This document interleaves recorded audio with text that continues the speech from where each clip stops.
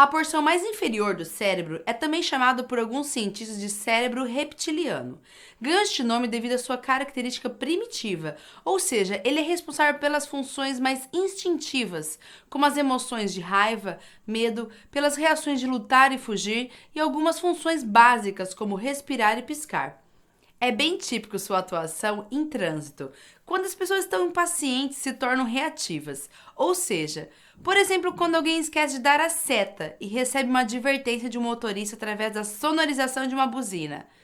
A pessoa reage sem pensar, faz gestos obscenos, fala palavras de baixo calão.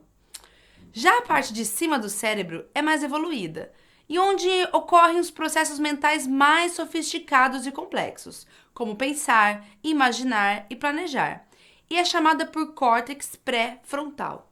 Nele se encontram muitas das características empreendedoras, como a ética, a inteligência emocional, autoconhecimento, sendo essa região do cérebro que diferencia os seres humanos de outros animais. Uma criança que consegue desenvolver bem essa região consegue refletir antes de agir e se colocar no lugar do outro, além de dominar melhor as suas emoções. Mais uma vez, essa integração se faz necessário, dessa vez conectando a parte de cima do cérebro com a parte de baixo. Por mais que a parte de cima, desenvolvida, é o que mais desejamos para os nossos filhos, a parte de baixo tem suas contribuições, pois não queremos e não devemos ignorar nossas emoções e medos. Precisamos considerá-las para poder planejar ações usando a parte de cima. Essa conexão entre as partes é que torna possível que uma pessoa viva em plenitude, pois ela possui todas as regiões desenvolvidas de forma individual e, ao mesmo tempo, o equilíbrio e a integração entre todas elas. É muito comum crianças, pré-adolescentes e adolescentes, mesmo com um bom desenvolvimento da parte de cima do cérebro, em momento ou outro perder a estribeira, pois essa região do cérebro se desenvolve até os 20 e poucos anos.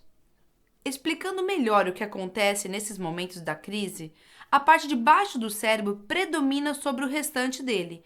E quem faz isso é uma estrutura localizada na parte de baixo do cérebro, chamada amígdala. É como se ela bloqueasse a comunicação da parte de baixo com a parte de cima. Essa reação pode ser observada em alguns momentos de raiva incontrolada de seu filho, por um motivo que é aparentemente bobagem ou sem lógica alguma.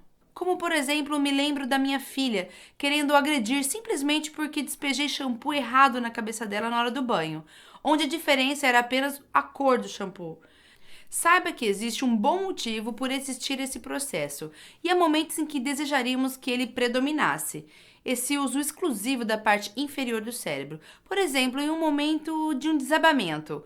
Para termos chances de sair vivo, precisamos do uso exclusivo da parte de baixo do cérebro, que vai nos permitir correr antes de pensarmos em correr. Do contrário, se a parte de cima predominasse, nossa ação seria algo do tipo: nossa, o prédio está desabando em minha cabeça.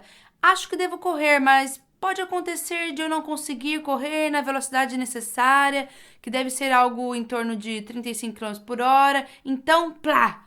E desaba. Isso também acontece quando nos deparamos com algum animal selvagem, ou seja, uma situação de risco. Então, o que fazer com seu filho que está descontrolado de raiva? Você pode tentar abraçá-lo se for possível, ou fazer algo engraçado, levá-lo para outro ambiente, mostrar alguma coisa divertida, enfim, tentar tirá-lo daquele estado, para então começar a se conectar com ele, com a parte de cima do cérebro dele, entende? O que nós pais temos que ter em mente é que às vezes nossos filhos conseguem usar o cérebro da parte de cima, outrora não, como já foi dito, pelo fato de seu cérebro de cima estar em desenvolvimento até os seus 20 anos. Sabendo disso, podemos ajustar as nossas expectativas e compreender que às vezes ataques de birra fazem parte do processo. A birra é um momento muito difícil para os pais. Ela deve ser vista sob duas perspectivas. A primeira é quando a criança executa usando a parte de cima do cérebro. Por exemplo, no supermercado ela deseja um chocolate e você fala que já tem em casa, pois você já comprou ontem. E ela conscientemente inicia uma birra para que você satisfaça a sua vontade. Ou seja, é algo pensado, é algo consciente. Já o outro tipo de birra é quando é executada totalmente pela parte de baixo do cérebro. Neste caso, a criança não deseja conscientemente e não é intencional, mas é evidente que houve um bloqueio de conexão entre a parte de baixo e a parte de cima do cérebro, entende? Para lidar melhor com a birra da parte de cima, há duas maneiras. Uma é você ceder e fazer o que seu filho deseja. A outra é você ensinar a ele que aquele comportamento está sendo inadequado e que terá uma consequência, além dele não ganhar, por exemplo, o que está querendo. Entende? Essa consequência pode ser perder algum privilégio, como jogar o videogame, ir na casa de um amiguinho ou a um aniversário.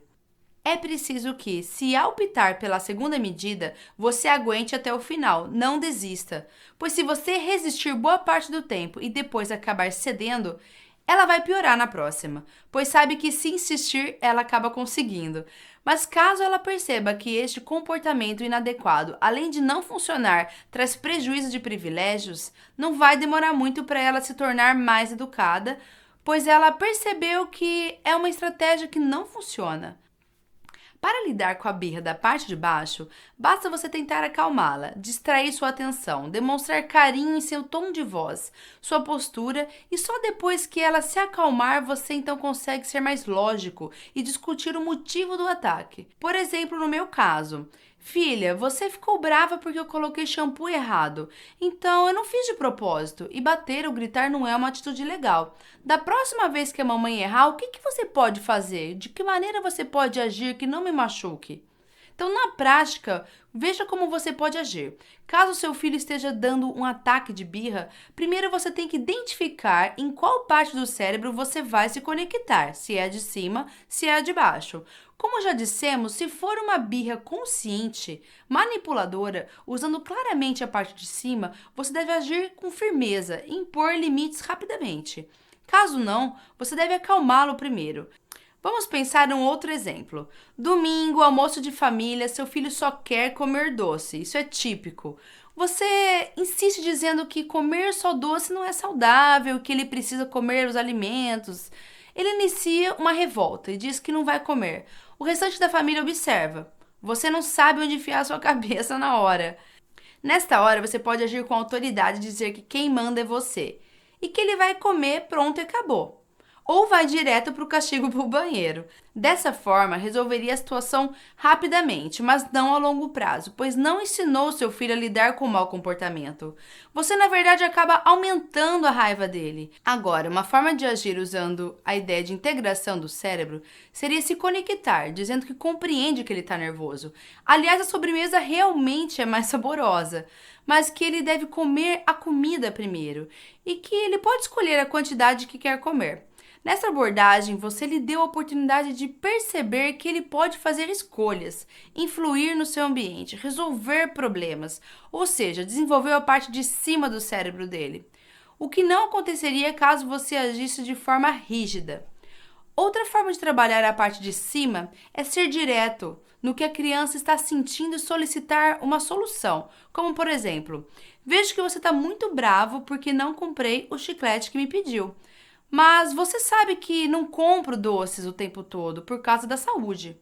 Você pode escolher continuar assim, chateado, ou pode encontrar uma boa solução. Podemos ter uma ideia diferente? Que tal? Dessa forma, você influenciará a atividade cerebral da parte de cima do cérebro dele. Se todo esse conteúdo fez algum sentido para você, curta, compartilhe com seus amigos.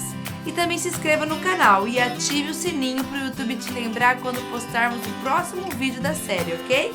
E comente aqui abaixo o que você pensa sobre esse assunto.